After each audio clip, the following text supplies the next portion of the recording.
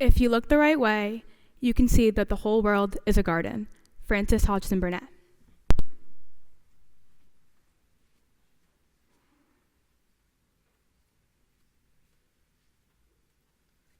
The problem is not the problem. The problem is your attitude about the problem. Captain Jack Sparrow from Pirates of the Caribbean.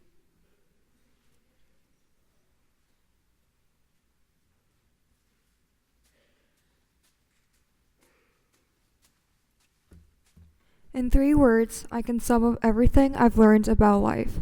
It goes on. Robert Frost.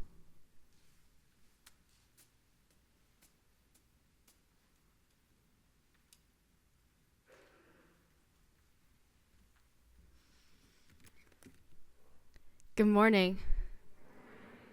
My name is Mia Lee, and I'm a sixth form boarder from Seoul, South Korea. Before I start my chapel talk, I just want to share warm greetings to all of the Westminster families who have visited this beautiful campus on a frosty, cold day. 4 months ago, as I was writing my college application essays, I was asked to describe myself in 3 words. 3 words, not 3 phrases, not 3 sentences, not 3 paragraphs, but just 3 words. According to this college's prompt, they said answering all 10 short answer questions shouldn't really take more than 30 minutes. But, obviously, they just say that to make it sound easier than it really is. In fact, it did not take me 30 minutes. Instead, it took me exactly 2 hours and 13 minutes to answer just 4 of the short answer questions, including the one that I just mentioned. And I really hope that the admissions never figures out about this. After scrolling through the thesaurus and the dictionary to help me come up with my 3 different descriptors, the first word that I came up with was positivity. And if you know me, you probably know that this word really does describe me because I'm a pretty optimistic person. But being positive, optimistic, happy, and really all that bubbly stuff doesn't mean that I haven't faced hardships. I mean, we all encounter frustrating and difficult moments in life, whether it's small or big. Just to name a few small things of mine, I broke my MacBook screen with children's bracelet making beads from Amazon twice in 3 months. I got a 66 on my first AP US history test in Mr. Griffith's class. I was almost denied my entrance to the US while waiting in the immigration line at JFK Airport. And I recently woke up 5 minutes before Mr. Owens' statistics test. Sorry, Mr. Owens.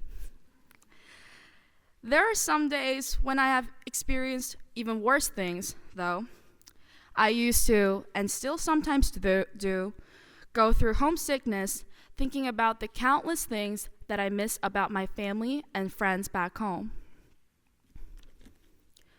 There were moments when I just felt insecure about who I really was, constantly refusing to speak up in class or talk to new people.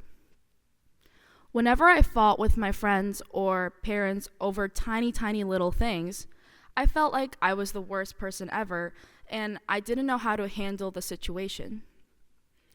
While writing my college applications, I was extremely occupied by the overwhelming pressure and anxiety, always questioning my unclear future and only thinking about the worst failures that I might face in this process. But rather than letting these thoughts bring me down, I made the choice to accept them and move on forward. But don't get me wrong, this never meant that I was giving up or conforming to a reality that wasn't in my favor. It rather meant that I stayed positive and optimistic during the hard times, believing that sometimes the best way to get through a difficult situation is to recognize just how hard it is, to know that it's okay to be not okay. And now I wonder, Where did my positivity come from? After thinking about it for a long time, I realized that positive energy has always been a part of my family's lives. Both of my grandparents, living through the hard days of Korean War, the Korean IMF economic crisis, the Vietnamese War, and diseases including cancer and Parkinson's, never forgot the ways to love the people around them, to share with one another, and live their lives with the positive belief that tomorrow and day after tomorrow is going to be a better day. My maternal grandparents, who are still fighting against my grandfather's Parkinson's, live every day with the power of laughter and love, just like they did 28 years ago when they first established their own botanical garden by driving their own trucks and planting countless seeds, waiting for the sun to rise and for the rain to fall. Today, it is called the Garden of Morning Calm, where about 1 million people visit every year and seek the beautiful nature that has preserved through glaring sunlight and harsh rainstorms. My paternal grandmother, who is 79 years old and a strong, independent woman, has supported my family with her whole heart and proved to everyone that when trying new things, your age doesn't really matter. My paternal grandfather, who has passed away before I was born, dedicated himself to our family and his beloved church. Although I never met him, I learned from his living example and experience that one should always look to the horizon with passion and strive for better things and greater opportunities with positivity. But this positive energy doesn't come naturally to everyone, nor it is something that can be forced onto people. It is an abstract and shapeless thing that derives from the support you find around you. For me, because my family and friends have embraced every part of me, including my flaws, and taught me how to strive for a better tomorrow, I learned that positivity is not all about smiling and laughing. It's also about accepting challenges and knowing that it's okay to be not okay. Life is an endless treadmill filled with ups and downs, and unfortunately, you can't really control them. But you, as a friend, a family member, a student, or a teacher, can provide the support that one needs in their journey. So today, I encourage you to support those around you, especially during hard times. Whether it's listening to their stories, cheering them on through funny jokes, giving them the biggest hug, making a cup of mac and cheese for them, or actively standing against adversity with them, show your beloved people that the burden on their shoulders can always be shared with one another and that they're never alone.